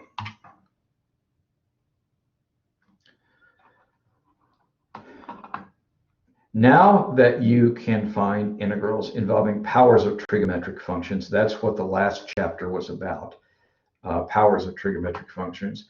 And it's not chapter, it's, I don't know, the last unit, I guess. You can use trigonometric substitution to find integrals. Now, these are forms that you're going to be encountering then. And so you'll run across integrals, but you'll find these things sitting in them. Now, a is always understood to be a constant. And so this is a squared minus u squared under the square root. And this is a squared plus u squared. Now, a is a constant, but u is not. U is a function of x. So this is a squared plus u squared over this. You might say, well, it's the same thing. No, it's not. In fact, you're going to see it's fundamentally different, because this minus sign and that plus sign makes all the difference in the world. And the third form that we will deal with a lot is the square root of u squared minus a squared. And you might be saying, no, we already talked about that. No, we didn't. It's the negative of this. These are all three different cases. And so you have to recognize them, understand the way to go, and complete the work. So this is trigonometric substitution. Okay. Now, the objective with trigonometric substitution is to eliminate the radical in the integrand. And you will be doing this by using one of, and there are several, but these are sometimes called the Pythagorean identities. And these come from, like right triangles and things like that. And we talked about, I guess we've actually talked about all of these before, but they're still here in this this unit as well. So this is cosine squared of theta is equal to 1 minus sine squared of theta. Secant squared of theta is equal to 1 plus tangent squared of theta. And tangent squared of theta is, you're just solving this again, is secant squared minus 1. So we're going to be using these again. Again, please understand these are not going to be in grace notes, and that's why Pre-Calc 2, which is trigonometry, is a prerequisite for this. Now you might be saying, well, gee, I am not fresh on my trigonometry. Well, I'm telling you, get fresh on it. And these are going to be identities we're going to be using over and over again. So get these. If you need additional help on this, you certainly can come to my office hours, or you can go to Jesse Hayes Carver's guided study groups, or you can go to Learning Commons, or I can give you advice. There's all kinds of things that you can do. Some students say, oh, I think you should go find, let's see, Professor Leonard's videos and watch that. That's all fine, whatever you want to do. But if you watch Professor Leonard's Calc 2 videos, he's just going to say, hey, you're supposed to know these. Okay. And what I did here on this page is I just repeated those because I think we might need that. Now, here's what you're going to be doing, but here we're kind of doing it in the abstract. So I'm going to kind of race through this, and I'm not going to ask you, I'm not going to solicit questions on this, because I'm telling you it's much better not to get bogged down on this. It's better for you to ask questions when we're actually doing a problem, okay? But I am going to kind of race through this, and we'll get to the problems, pretty soon, and then I will welcome your questions. Okay, and I will pause for counts of 10 Mississippi and stuff. Okay, so take a to be bigger than 0. Then what we're going to do is say, well, what happens if we let u be equal a sine theta? And we are saying theta is between minus pi over 2 and pi over 2, and this is because that's essential for the trig to work. Okay, but then we have a squared minus u squared. But we said u was a times sine of theta. So we're going to put, for u, I'm pointing at the u right here, we're going to put a sine of theta. So when you square that, you will get a squared times sine of sine squared of theta. And I can factor the a squared out of that. And under the radical, I have a squared times 1 minus sine squared of theta. But I know from a trig identity that 1 minus sine squared of theta is the same thing as cosine squared of theta. Now, here's where we're actually going to be using some of this junk up here. So we're going to say, well, what's the square root of a squared? Well, as you know from your pre-calc, the square root of a squared is not a, it is the absolute value of a, unless a is greater than 0. But in our little discussion, we're saying, oh, a is greater than 0. So that means that the absolute value of a is just a, because a is bigger than 0. And similarly, what happens here is we're taking the square root of the cosine of x, the cosine of theta squared. So you see the square root of the cosine of squared of theta is the absolute value of cosine of theta. But if we're in the third or fourth quadrant, the absolute value of cosine theta is positive. So it is just cosine theta. And you might say, oh, could you do problems where that wasn't the case? Yes, but you'd be using more of your trig because you'd have to be discerning when the cosine is positive and which is negative. Okay, so you see what happens is we did, as we promised, and we just did pre-calculus here, we did get rid of the radical because we started with the square root of a squared minus u squared, and look, there's no radical. So that's going to work for this one. Okay, now here's some more tradecraft on this. And I think I may do this a little bit differently in a different order. And you see, that's something that will happen when I'm going through something and I'll say, oh, I really should shuffle those slides a little bit. Then so when I make some good slides for you near the end of the week, I will move them around. But let's talk about the theory here, and we're going to talk about, okay, so what happens here? And we're going to be talking here about integrals that do involve the square root of a squared minus u squared. Now, here is a pattern recognition, and here's the thing that you want to be able to do. Anytime you run into the square root of a squared minus u squared, you're going to say, oh, it might be good for me to do a u substitution, letting u equal a sine theta. This is not in the grace notes. You figure this out by recognizing patterns and doing a bunch of problems. So the pattern is, if you see this, you start thinking this. And whenever you run across the square root of a squared minus u squared, you can replace that with a cosine theta, which is what we just talked about on the previous slide, where theta is between these. And if it is an indefinite integral, you have to draw a triangle. Now, I know some of the students say, oh no, I studied calculus in high school and I can do all this in my head. I'm telling you, most students, it's really useful for you to draw the triangle, and I'll show you why. If it is a definite integral, you might be able to get by without drawing the triangle, but it's still good practice to draw the triangle. Yes, and you might be saying, what triangle?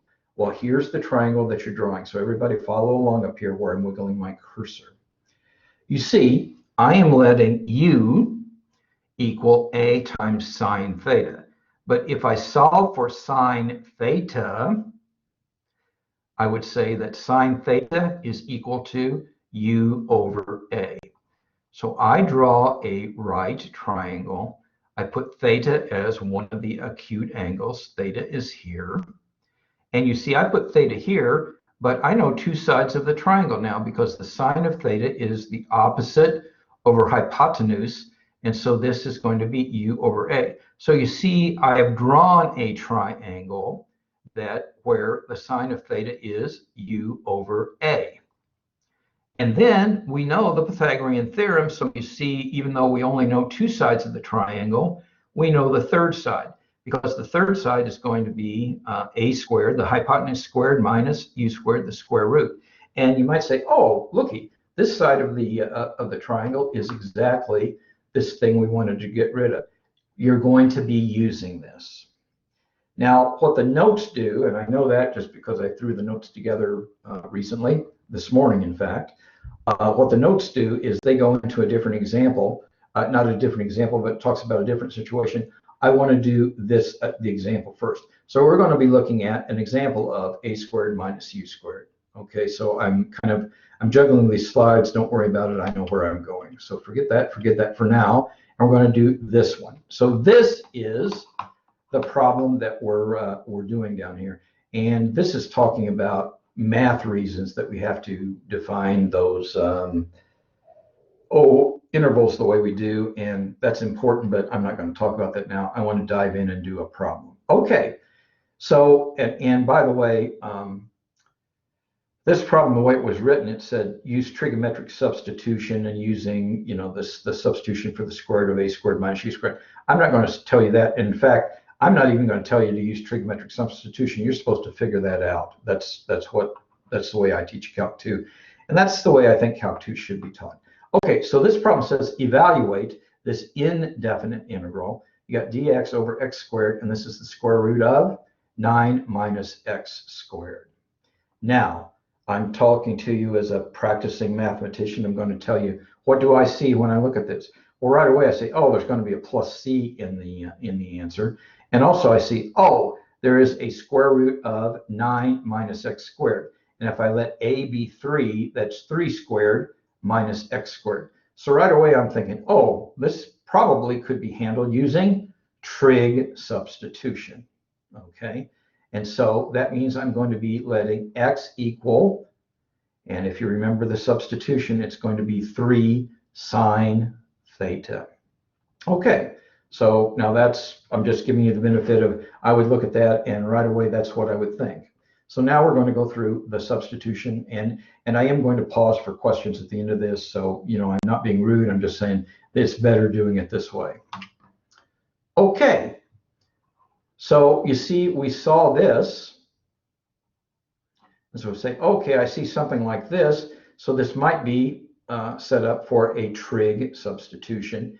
And this thing triggers this substitution. To try. It might not work, but it a lot of times will work. So x is equal to a times sine theta. And this was directly on the chart that I shared with you earlier. But in our problem, we have a 9. So this means that x is equal to 3 sine theta. Now, right away on this problem, I would draw the triangle. And again, what I did is here we have x is equal to 3 sine theta. So that means the sine theta is x over 3. So now I'm going to draw a triangle. There's my acute, I'm drawing a right triangle. There is my acute angle theta. But I said that the sine of theta was x over 3. So the sine is the opposite over the hypotenuse. So that is x over 3.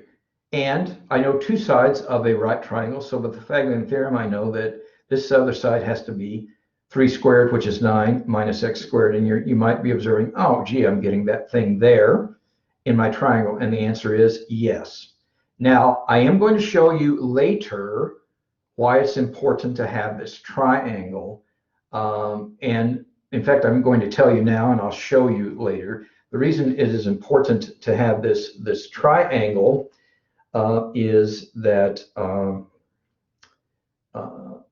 this was an indefinite integral, so I have to return to my native variable. So you see, I'm changing the to be theta in order to do this. So my final answer can't have thetas in it. It has to have x's in it. And I use this triangle that I have constructed here to decode theta back into x. Okay, so now we're going to use this substitution that we have here. So the substitution was x was equal to 3 sine theta. But you see, we're not just substituting for x, we're substituting for dx. So if x is equal to 3 sine theta, then what is dx? Well, dx then is going to be the 3 just sits there, but the derivative of the sine theta is cosine theta d theta. And in the same way that we talked about it before, the square root of 9 minus x squared theta, and that's on the previous slide, becomes 3 cosine theta. And maybe you're not remembering the integral we're trying to do, but the integral that we're trying to do also has x squared. So if x is equal to 3 sine theta, then x squared is going to be, this whole business squared, is going to be 9 sine squared theta. Okay, so again, I do all of this stuff, and I'm going to substitute back in the integral and see what's happening. Okay, so here was the dx, and the dx on the previous slide, I said with my substitution, the dx was 3 cosine theta d theta. So I just write that down, and that is good. And then x squared on the previous slide, I squared what I was substituting for x. And remember, x was, I wrote it differently here. So, x squared is going to be 9 sine squared theta. But then the square root of 9 minus x squared was 3 cosine theta on the previous slide. So we did all that work on the previous slide. Well, look, upon substitution, some really nice things happen. This 3 cosine theta whacks with, I shouldn't say whack, it cancels with this 3 cosine theta. How nice is that? And you've got a d theta that's still there. Now, there was no d theta cancellation, so we have that.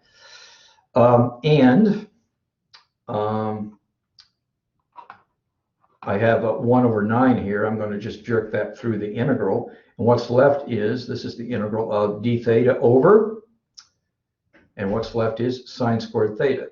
So this is an integral that we're going to have to do, but that was pre-calc 1 and pre-calc 2 that we were doing to get to this point. And now I'm going to use a trig identity to integrate this, and I think this is the way you have to integrate this. 1 over the sine squared theta, or 1 over the sine, I just will say, is the cosecant of theta. So 1 over the sine squared theta is the cosecant squared theta d theta. You might say, well, how does that help? Well, you see, I know from my calculus 1 that the derivative of the cotangent of theta is negative cosecant squared of theta. So now I can integrate. Now the 1 over 9 just sits there. The antiderivative of the cosecant squared theta is negative cotangent theta, and I'm good to go here. And I have to add the plus c, because going all the way back to the beginning of this problem, let's see, what do I want to say? Going all the way back to the beginning of this problem, this was a indefinite integral, so you need a plus c because it's a family of functions.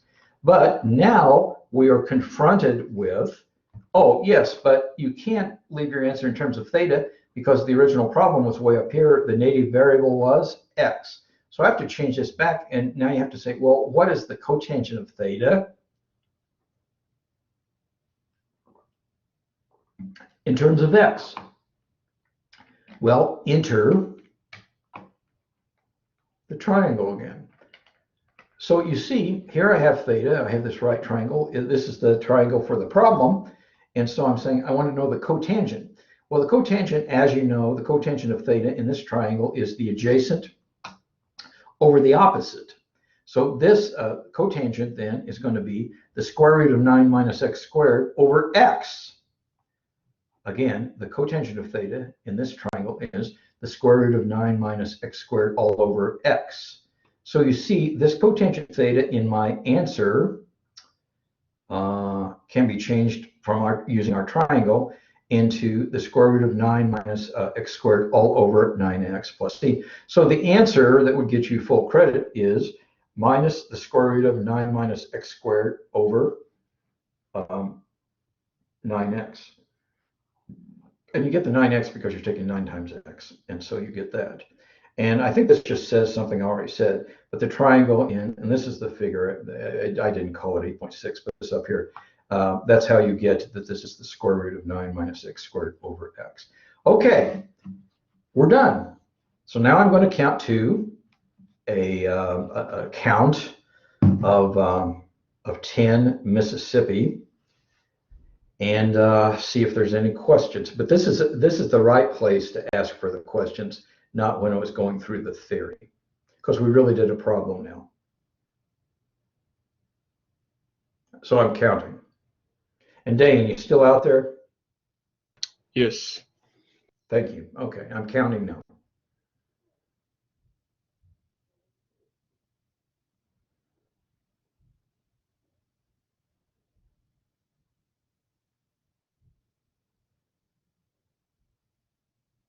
Okay, your questions, of course, are always welcome, but I hit 10 Mississippi, so we will move on, and we're going to do another example. Okay, now, in fact, and what I was doing there is, okay, I talked about this and we did an example of this.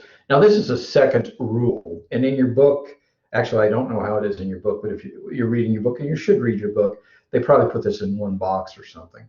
But now this is a different form. So suppose you run across, but you're going to see that some of the same things work. So suppose you run across an integral that has this under a radical. And so this is the square root of a squared plus u squared. U is a function of x, but a, and we're going to probably say a is greater than 0. Well, this form, you need a different substitution. So when you see this form, the pattern recognition tells you, you say, oh, I maybe should be doing a trig substitution of u equaling a times tangent of theta. Okay, now let's talk a little bit about this then.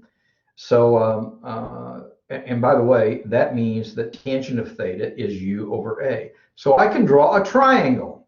So I draw a right triangle, and here's theta, but I'm saying that the tangent of theta is equal to u over a. Now the tangent is the opposite over adjacent, so that means there's theta. So here, this triangle that I created, u over a is the tangent of theta. So this is the triangle I want. I know two sides, but I can always find the third side. Now the third side that's missing this time is not a leg of the triangle, it's a hypotenuse, and you know the Pythagorean theorem says that if this is u and this is a, this side is the square root of a squared plus u squared. And by the way, that piece is exactly that piece. Okay, so that is good. And now there's a little bit of shorthand going on here, but a squared plus u squared is going to be a squared plus a squared tan squared theta. So I can factor out the a, and we're constraining ourselves into the right quadrants. So that this is going to be a, I can pull it out, and this is 1 plus tangent squared. And again, if it was something else, I could do that with absolute values. But here we're going to be assuming that I just get secant and the square root of secant squared. And the square root of secant squared is secant. Now, generally, it is the absolute value of secant. But anyway, we've got that. But we have these constraints that are here. Okay, so again, you say, oh, we're doing a triangle, but it's a different trig identity. It's a different radical configuration, so on and so forth. Okay, I think, again, the best thing is to do a problem, not dwell on this kind of thing, although it's important to do this. So let's go find a problem dealing with this kind of problem then.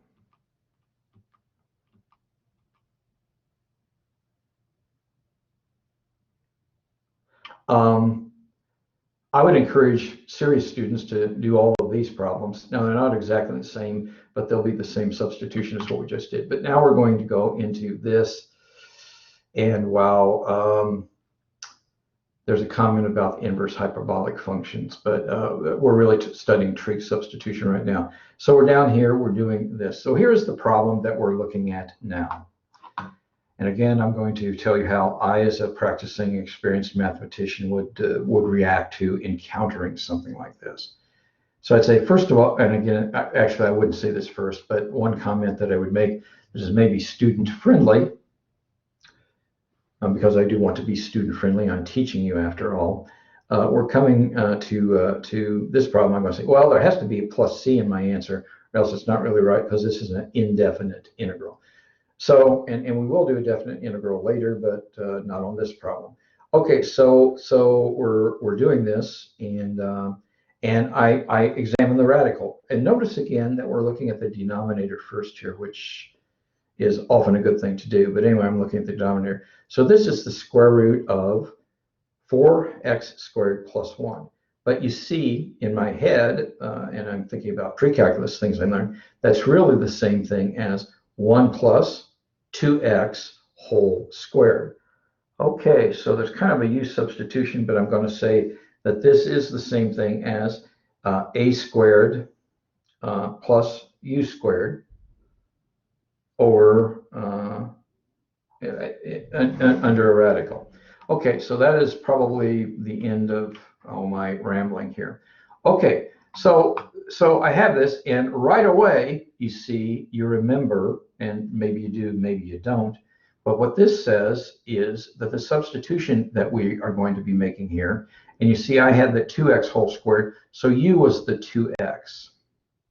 So I say that u, 2x, is equal to tangent of theta. Now this is an indefinite integral, so I better, unless you're the student who knows how to do all this stuff and does it in their head, you are well served by drawing a triangle. And so here is a right triangle. This is our reference right triangle that we're drawing over here. So this says tangent theta is equal to 2x. Well, and you might, and this is something that students need to think about, I suppose. But you see, so if the tangent theta is equal to 2x, there's the 2x. So I want the tangent to be tangent of theta to be 2x. There's theta. So to get 2x, I take 2x over 1. And some students say, oh, I didn't know you could do that. Well, I just did. So there's tradecraft for you, but this is 2x over 1. So you see, now we've constructed a right triangle which has that substitution embedded into it. And notice also now that we know the two legs of a right triangle. So by the Pythagorean theorem, I know that this side is the square root of 2x whole squared plus 1 squared, and 1 squared is 1. And so this side, the hypotenuse in this right triangle, is the square root of 4x squared plus 1. And again, I note that, oh, here's 4x, the square root of 4x squared plus 1, and gee, that was front and center in our problem. So that is good to know. Okay, so we've done the triangle. That's some good work, and that's pre-calc 1 and pre-calc 2 and things like that. But now what will happen? Well, we have to, this is 2x is equal to tan of theta. And we're going to do a change of variable to theta. So you'll say x is equal to 1 tan theta. So if you take the derivative of that, the differential, you have dx is equal to, the 1/2 is sitting over here, but the derivative of the tangent of theta is the secant squared theta d theta. So this is the change of variable. And we're going to be using this, substituting for dx. So this becomes dx. And in the same way that I talked about on the general case, what happens is if I do this is going to be the square root of, this is going to be tangent squared plus 1. And so that's going to be the square root of secant squared, but because of the limits that we're talking about here, instead of calling this absolute value of secant of x, this is the square root of secant squared, which would be the absolute value of secant of x. But for simplicity, we're just going to say we're picking the values of theta so that that is good to go. We don't have to worry about the absolute value. This is positive. And so this is just going to be secant of theta.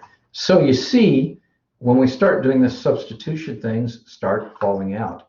Now, this was an indefinite integral, so we are going to have a plus c. And whenever we do all this business, we are going to get, we're going to get an answer that has thetas in it.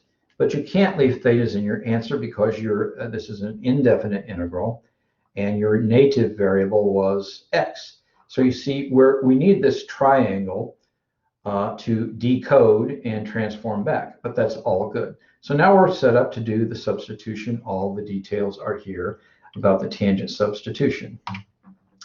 Okay, so now we're doing that substitution. Okay, so this was the original problem that we have. dx was 1/2 secant squared theta d theta. I would jerk the 1/2 out. So here I have secant squared theta d theta inside there. This business in the denominator all became the secant of theta.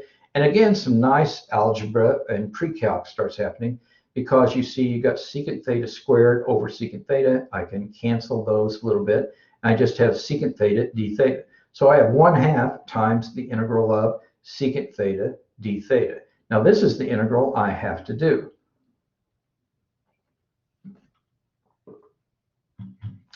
Now the other day, we reviewed the integral of secant theta d theta. I told you that that happens a lot in this course, and wow, here it is happening yet again. So this is 1/2, but the antiderivative of secant theta d theta, you know from your pre-calc. You might say, boy, I don't remember that. Well, you can go back and review it, or you can memorize it, or you know, something. So, you know, fix that. And I realize people don't remember everything, but this is Calc 2. Okay, so the antiderivative of secant theta d theta is 1/2 the absolute value of secant theta plus tangent theta into absolute value plus c. I'm putting the plus c there because this was an indefinite integral. But now I'm going to say, well, what is the secant theta? Well, here's theta, and this is the right triangle that we have. Now, the secant theta is known to be the hypotenuse over the adjacent in a right triangle. So this is just going to be the square root of 4x plus 1 over 1, which is also just written the square root of 4x squared plus 1.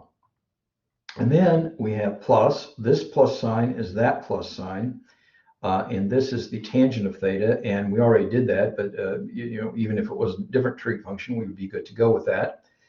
So we'd go over here. And the tangent of theta is 2x over 1, which is just 2x. So you see I'm putting that back in. So I'm good to go. There's the 1/2.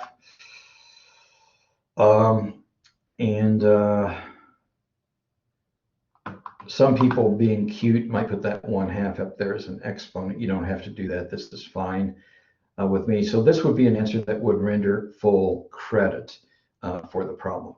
Okay, so again, I'm watching the clock for you. We're in good shape. So I'm going to count to 10 Mississippi in case there are questions on this second example that we did. I have a question. Could you go back to the previous page? This one? Yeah.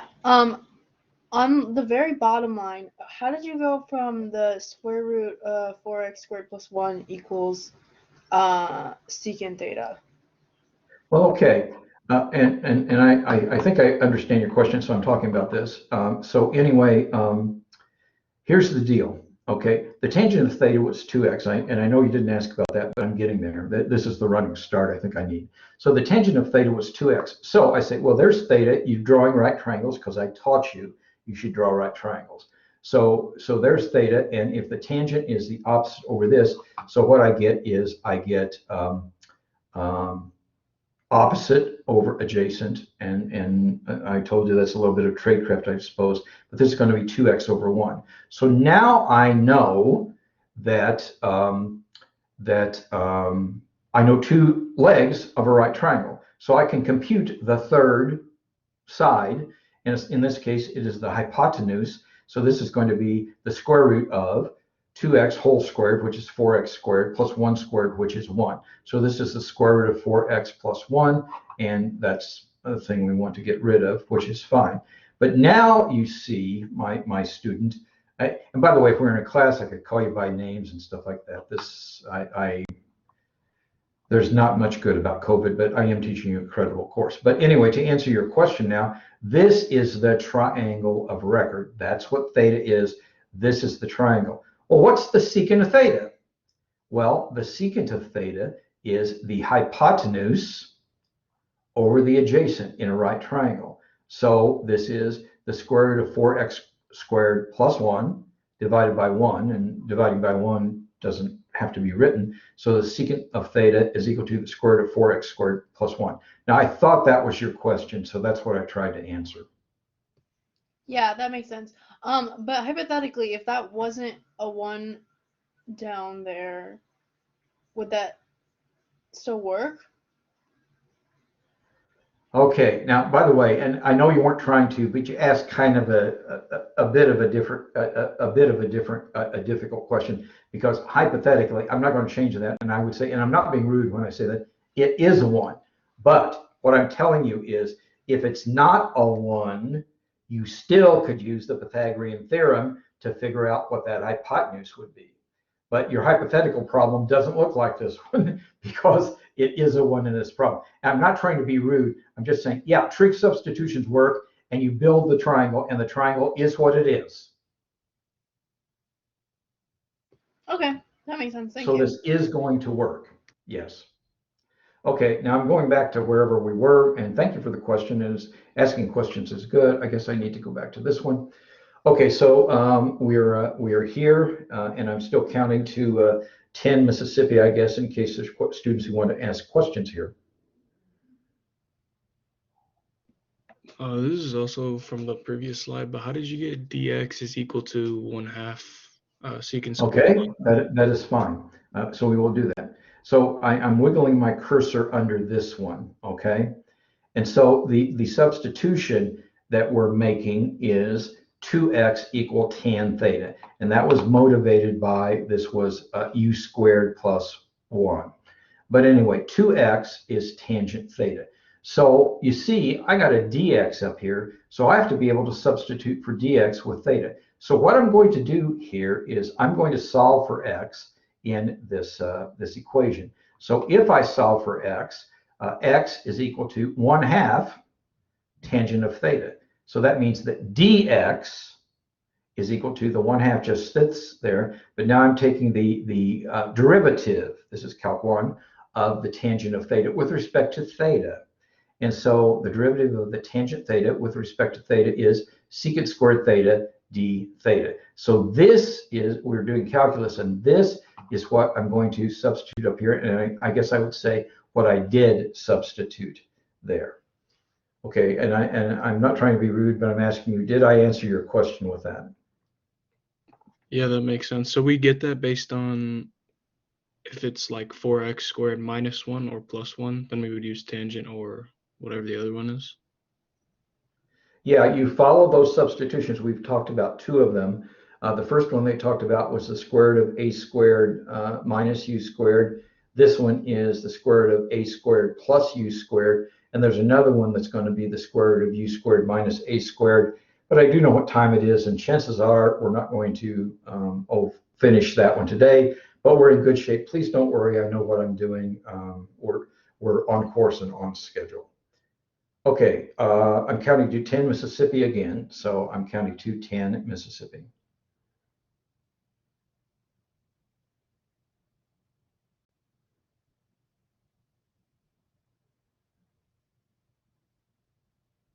Okay, well, your questions, of course, are always welcome.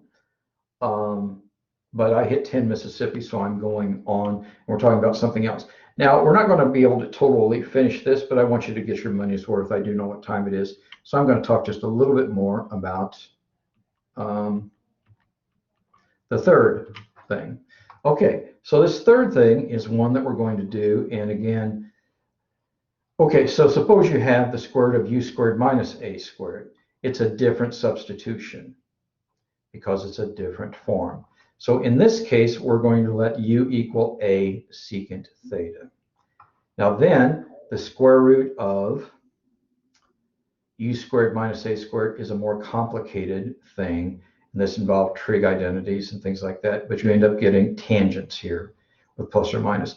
And this ends up being the trig identity that you draw. Now, if I went up to this one, I would say u equal a secant theta, but that means that the secant theta in my right triangle is going to be u over a. The secant theta in my right triangle is going to be u over a. So I draw theta here. The secant is the hypotenuse over the adjacent. So I can use the Pythagorean theorem to figure out what is over here. And that was the hypotenuse. So this is the other leg. This is the square root of u squared minus a squared. Now, we are next time going to do this, and I'll probably say this slide again, but we've run out of time now. Thank you for your attention. And Dane, thank you for your help. You were wonderful. I'm going back and I'm going to, let's see, what am I calling this? I'm going back and doing stop